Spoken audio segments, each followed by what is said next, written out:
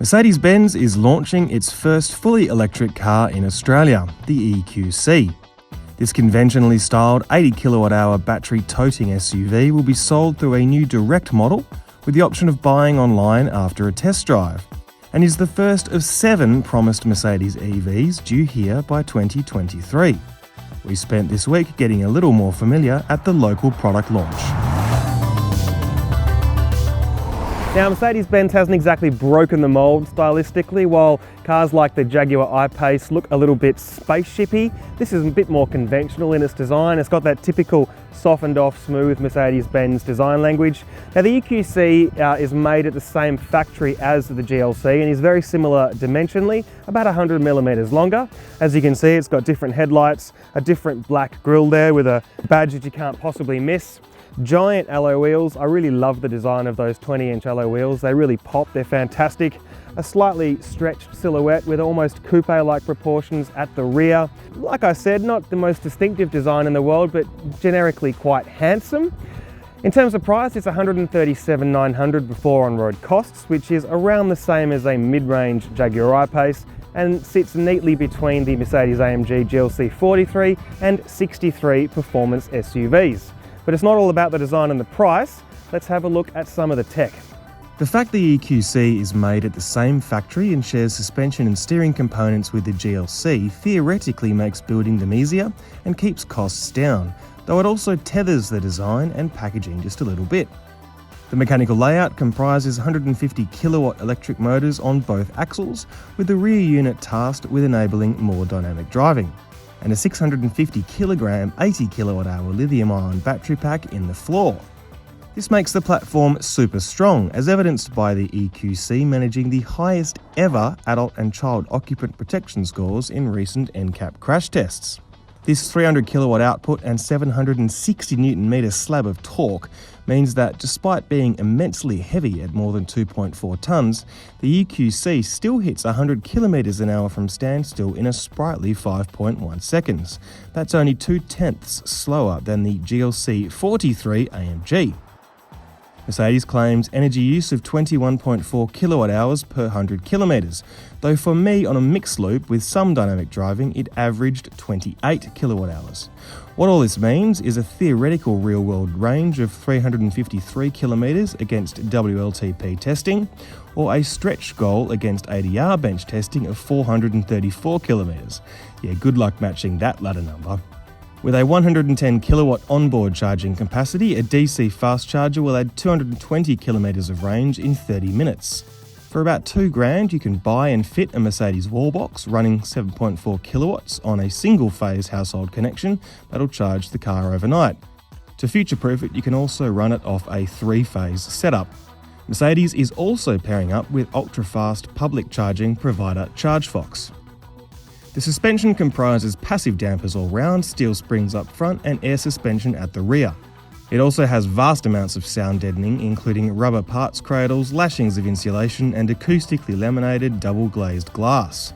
The cabin mixes a GLC lower portion with an A-Class's Swish MBUX double-screen infotainment system that allows voice control and touch, but it also has its own bespoke dash shape. Those copper-coloured inserts are inspired by electrical wiring, and the air vent shapes are apparently inspired by circuit boards. That's kinda neat. Like many EVs, the Mercedes Me Connect phone app lets you monitor the charging remotely, set an off-peak ready timer, and manage the pre-entry climate control when you're connected to the mains. Unlike some other EVs that use their flat platforms to maximise cabin space, the EQC's second row seating is pretty snug, though 2 180cm adults will be fine. It's merely adequate because of the low roof, slim windows and average knee room despite a neatly scalloped seatback. The 500-litre boot is 10% smaller than the GLC's, and because motor components live up the front, there's no frunk or front boot like in a Tesla. Okay, so we're on the road, and obviously the first thing that grabs you is how quiet this car is. It's not just the fact that it's a silent electric car with the 2 motors, but there's also lots of noise insulation that Mercedes has fitted to this car. All EVs are quiet. This is even quieter still. And it's not just the lack of road noise, but the lack of wind noise through the pillars or against the side mirrors. It's all been designed impeccably to feel quite cosseting. Now, Most of the time your power is at the front, but the dual motor system can send power to the rear, and both the electric motors help send charge back into the battery under regenerative braking. Now, interestingly enough, there are steel springs at the front and air suspension at the rear. Largely a packaging issue at the back. I kind of wish Mercedes-Benz put the air on the front too, because it does have a tendency to crash a little bit over sharp hits over the front. Generally it's quite cosseting, but just every so often you'll hit a pothole or a really sharp little speed bump and it'll crash a bit more than you want it to.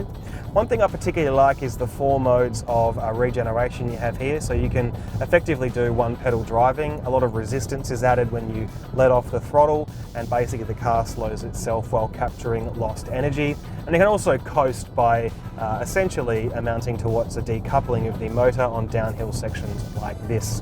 The interior, well, it's kind of a grab bag really. So this screen is familiar from anything out of the new generation of compact Mercedes-Benzes, so the A-Class, etc. 2 enormous screens that share one frame, the MBUX infotainment system that's voice activated. All of this though is familiar from the GLC, this lower fascia here, and then you've got some bespoke bits unique to the EQC. As you can hear, there's the infotainment system kicking in there. Go away, Mercedes. That's the problem. You say the word Mercedes and the MBUX system kicks in and thinks you're talking to it. And the dashboard is bespoke to the EQC, like I was saying. So it's got this interesting wetsuit style material. It's actually made from recycled ocean plastics, kind of a good news story there. These rose gold highlights there on the vents. So there's a little bit of something to mix it up, though I can't help but feel that the interior is largely still kind of a grab bag. So on first impressions, what do we think of the EQC? Well, I think that range that I mentioned earlier on, around 350 k's in the real world, around 400 if you're driving cautiously, will be fine for some, especially those who have ready access to fast charging. But I think for me, it's probably on the low side. Now that's hard to help when an 80 kilowatt hour battery pack is the most affordable solution and the car weighs 2.4 tonnes. There's only so much driving that you can do, so it's understandable, but I think there's still a slight gulf there. In most other ways, it's done a really good job. It's competitive on price when you think that it does sit between the AMG versions of the GLC, and it largely mirrors the I-Pace, and it's a bigger car, so price I don't think is the problem. And when you throw in the fact that the interior is comfortable and high-tech, even though it uses lots of borrowed parts, and when you consider how comfortable and cosseting the ride is, and how good the noise, vibration and harshness suppression is, you come away with a pretty good picture. Yes, there's room for improvement, and I'm sure the next generation of EQ products will deliver on that, but for now, there is still lots to recommend about this car for existing Mercedes-Benz buyers. Now, as always, please do head over to caradvice.com and check out the written component of this review, and as always, leave your thoughts in the comments below.